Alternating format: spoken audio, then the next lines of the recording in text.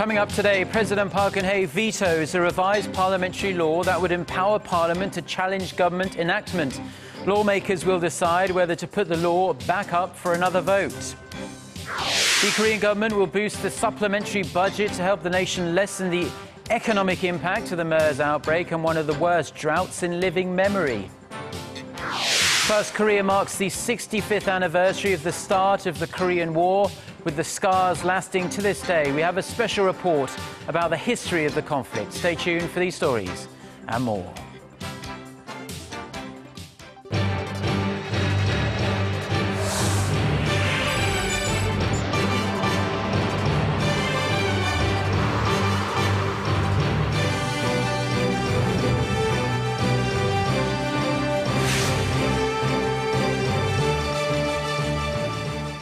Hello, it's noon on Thursday, the 25th of June. You're tuned into our midday newscast here on Arirang TV. Thank you for joining us. I'm Mark Broome. Our top story this afternoon, President Park Geun-hye has vetoed revisions to the National Assembly law that gives the Parliament power to request changes to ordinances, including presidential orders. At a meeting earlier today, the Cabinet decided to call on the Assembly to rediscuss the disputed bill, which the President argues could be unconstitutional. At the start of the meeting, President Park raised concerns about the bill infringing on both the government's legislative and the judiciary's reviewing authorities, and ultimately the separation of powers as regulated by Korea's constitution. The President also took aim at both rival parties for neglecting bills aimed at improving the people's livelihoods and, rather than supporting the government's policies, repeatedly criticising and causing friction with the government.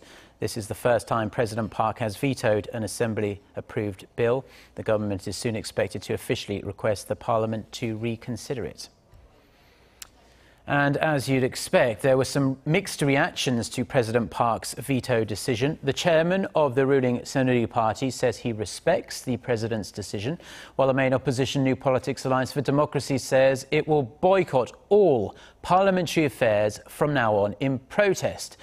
Both rival parties are locked in meetings to discuss what steps to take next.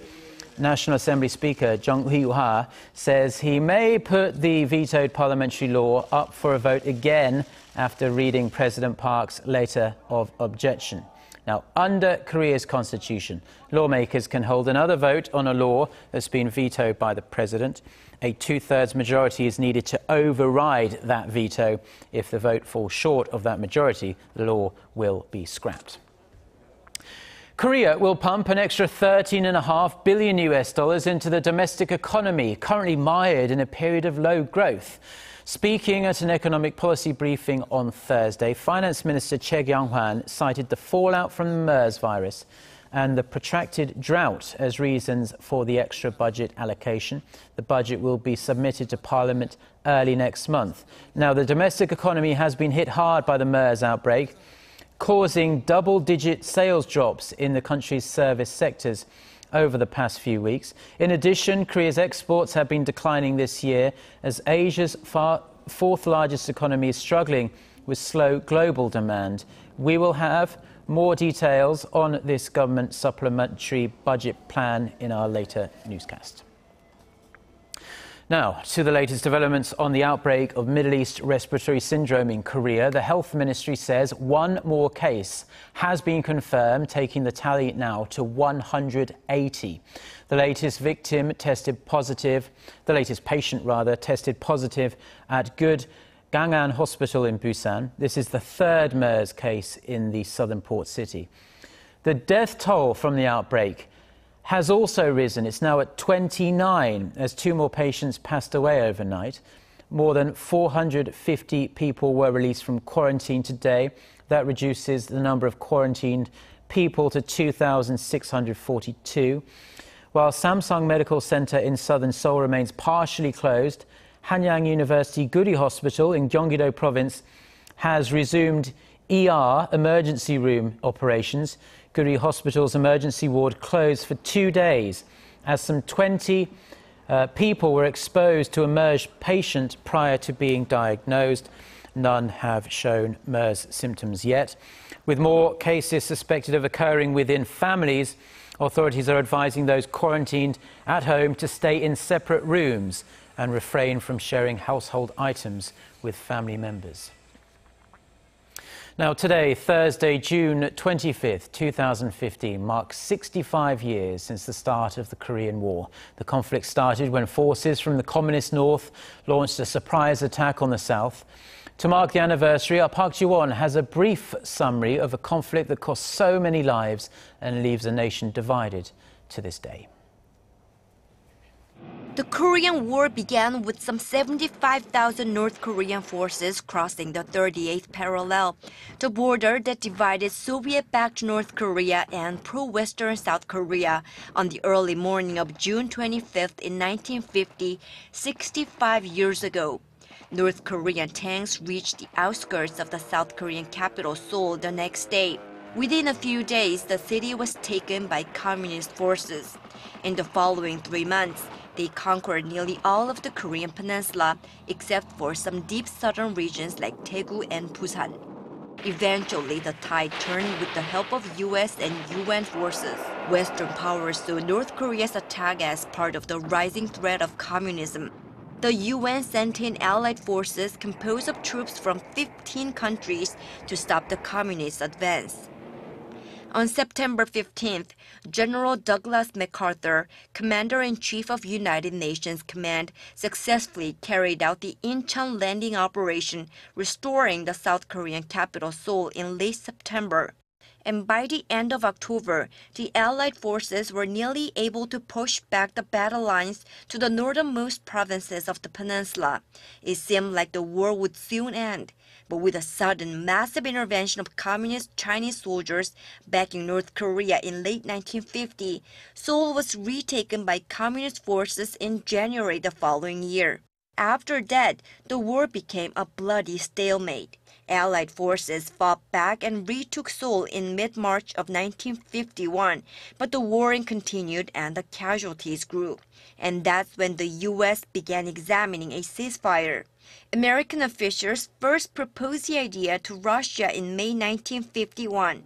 After some 2 more years of negotiations and ongoing hostilities, an armistice treaty was finally signed in July 1953, bringing the bitter fighting to an end. The 3-year war, which was the first major military action of the Cold War between the Western powers and communist countries, cost the lives of some 5 million people, both armed forces and civilians, and left the Korean peninsula divided almost the same as before the war. Park Geun-hye, Arirang News. Now, a commemorative ceremony took place in southern Seoul this morning to mark the 65th anniversary of the start of the Korean War. For a rundown, we connect to our Connie Kim, who joins us at Jamsil Stadium, the venue for the event. Connie. Mark, thousands of people came out to the ceremony to commemorate the outbreak of the Korean War. Among the attendees were diplomatic envoys from combatant nations, citizens, and Korean War veterans who have not forgotten about the war. Prime Minister Hwang Kyo-won was also present at the ceremony, where he paid tribute to the sacrifice for the Korean War veterans and those who took part in the United Nations multinational forces. Now, remember, nearly 2 million military personnel from 21 UN member nations were deployed to the Korean Peninsula during the conflict. Now, the Prime Minister also emphasized that South Korea should never forget the importance of strong security and should maintain its focus on the peaceful reunification of the Koreas. More than 6 decades might have passed since the war broke out, but the veterans I spoke with still had vivid memories of what many outside of Korea consider the forgotten war. They said that since many of them were in their late teens, 20s, or 30s during the war, time is running out for them to see a reunified Korea. They also expressed yearning to see a new chapter in Korea's history. Reporting live from Jamsil Stadium, this has been Connie Kim. Now, families separated by the Korean War wait in increasingly desperate anticipation to see their long-lost relatives one last time. They all hang on to the hope that the two governments can put their differences aside for a while and restart reunions. Our Kim Hyun-bin met with one separated family member to hear her story. I went through countless restless nights thinking about my family and hometown. It all comes back to me suddenly. 65 years have passed since the start of the Korean War. But 86-year-old Park Geun-hye is still searching for her lost siblings in the north. She was separated from her family in Hwanghae-do province in North Korea when she was 18 years old, just a week before the Korean War began on June 25, 1950.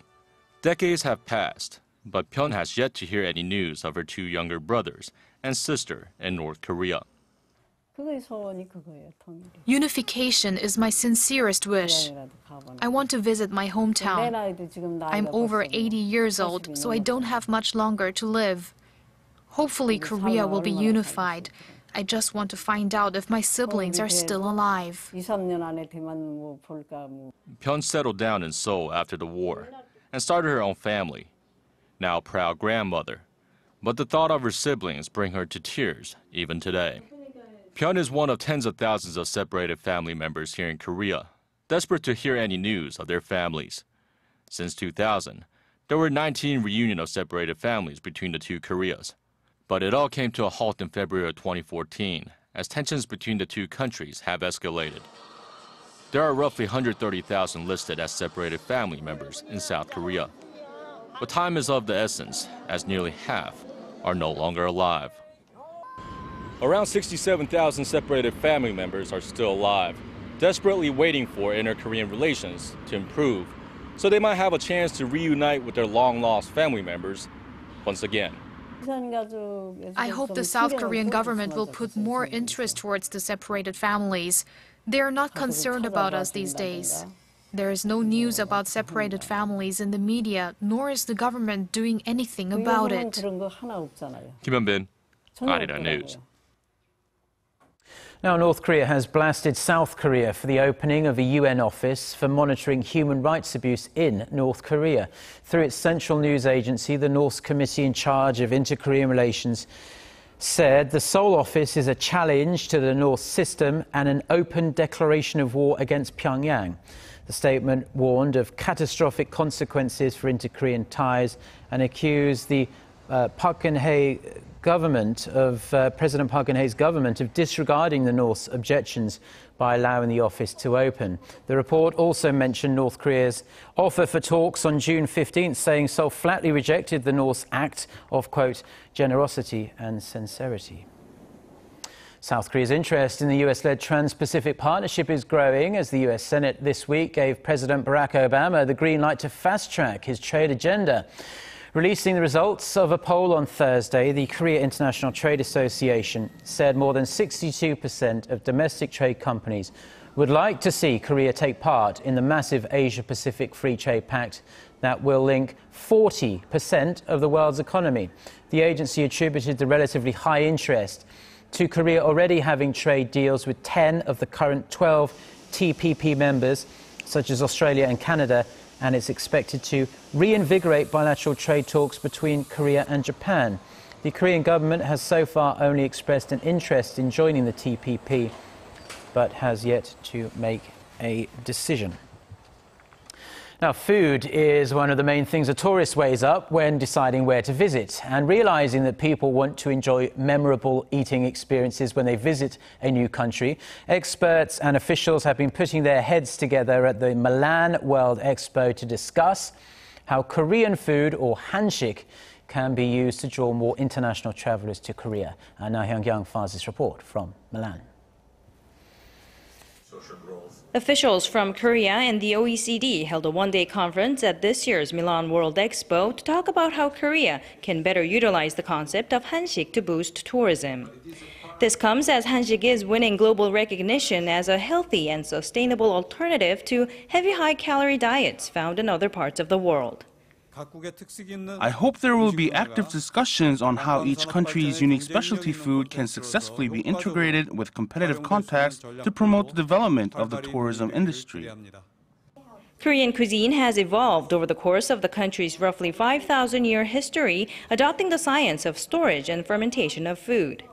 It's this very aspect that leads experts to believe 한식 has a lot to offer the global community in terms of food security and nutrition, and also why this aspect should be highlighted more to give a strong context to 한식. And I want to understand what the Koreans want to say about this 한식, and I think people will come from all over to understand and to discover that and to take it home. In that sense, the Korea Pavilion at the Expo serves as a great venue to spread the word far and wide as visitors can see firsthand the concept of Korea's traditional method of storage and fermentation. After learning more about the food, they also have the option of tasting 한식. With experts emphasizing the importance of a story and strong brand power, the government is working hard to promote the health benefits and uniqueness of Korean food in the knowledge that this will eventually bring in more visitors to the country. 나현경, Arirang News, Milan.